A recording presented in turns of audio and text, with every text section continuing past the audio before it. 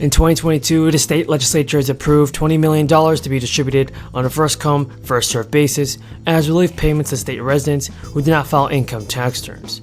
Households of married couples or individuals with one or more dependents were eligible for a $1,000 relief payment, while single individuals without dependents were eligible for $500.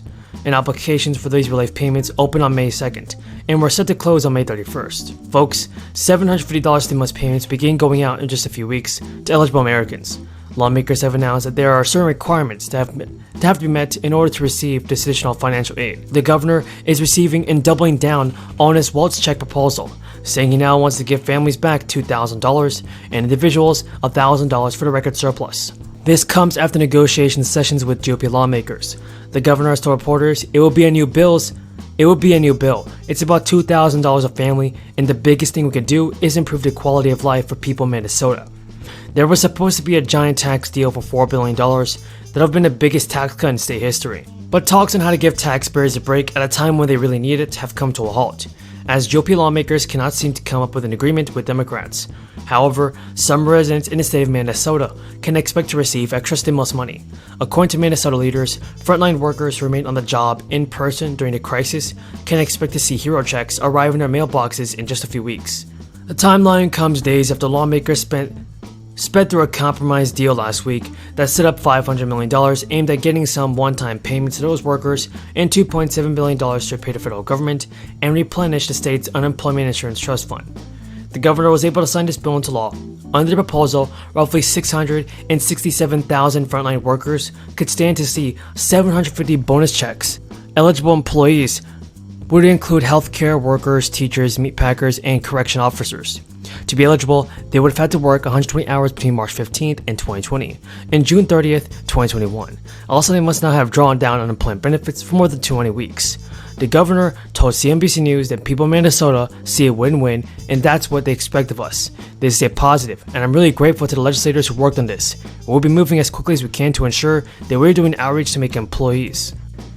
One of the most extraordinary parts of the decision, in my view, is the majority writes, and I quote, "Women," it's a quote now from the majority, "Women are not without electoral or political power. It is noteworthy that the percentage of women who register to vote and cast a ballot is consistently higher than the percentage of the men who do so." End of quote. Repeat the line. Women are not without electoral and or political, or maybe precise, not and or political power. That's another way of saying that you, the women of America, can determine the outcome of this issue. I don't think the court, or for that matter, the Republicans who for decades have pushed the extreme agenda, have a clue about the power of American women. But they're about to find out, in my view. It's my hope and strong belief that women will in fact turn out in record numbers to reclaim the rights that have taken from them by the court. And let me be clear, while I wish it had not come to this, this is the fastest route available. I'm just stating a basic fundamental notion. The fastest way to restore Roe is to pass a national law codifying Roe, which I will sign immediately upon its passage at my desk. And we can't wait. Extreme Republican governors, extreme Republican state legislators, and Republican extremists in the Congress overall, all of them have not only fought to take away our rights, but they're now determined to go as far as they can. Brian, just to kind of level set here, how on thin ice do you think this deal is? You still have a $54 price target, which is basically the deal price and a hold rating. How seriously are you taking these reports? Yeah, Leslie, thanks for having us. Look, I think we're at a increasingly tough impasse here. You know, Twitter maintains just yesterday with media, hey, we have less than 5% are bots. We do, in extensive human reviews, hundreds of thousands of accounts. We've been doing it on a quarterly basis for years. It's always been an issue with Twitter, and I think an issue that advertisers readily see and work around. In response to that, Twitter gave, in response to Elon putting the deal on hold, they gave Twitter Elon and his team a fire hose of data. The important thing, though, it's missing the key linchpin, right? This PII data, email addresses, names, phone numbers, IP addresses, to tie it all together. They will never be able to give that to Elon's team for privacy reasons. So we're at a bit of an impasse where the company will tell you, we're rest assured that it's less than 5%, and we're giving data to people, but you can't tie it together. And so Team Musk is confident that there's no way we can verify that figure without that PII data. So we're really stuck at an impasse here. It looks like it's heading to court, as you guys have been reporting for months.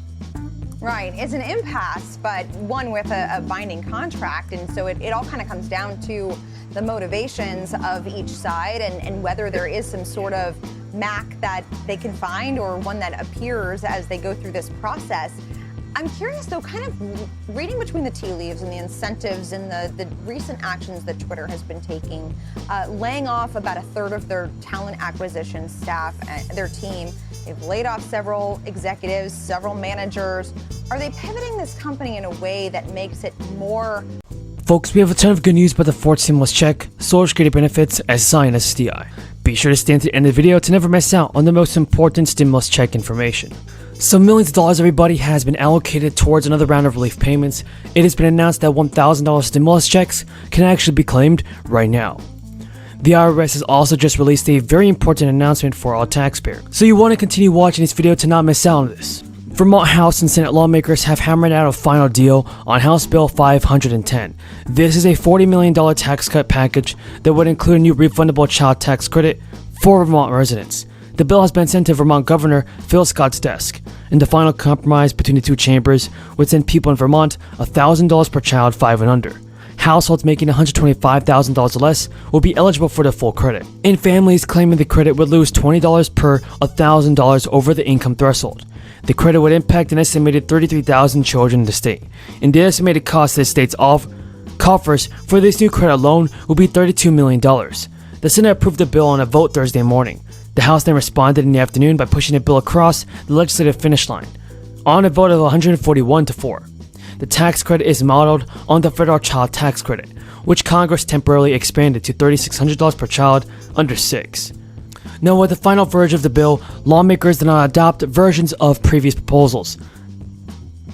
The Vermont House in February passed $48 million of the tax credit that would have sent $1,200 to every family making $200,000 or less for each child 6 and under. The Senate responded with a $1,000 credit, with less than half of that price tag, which would have been phasing out for families making more than $55,000 a year.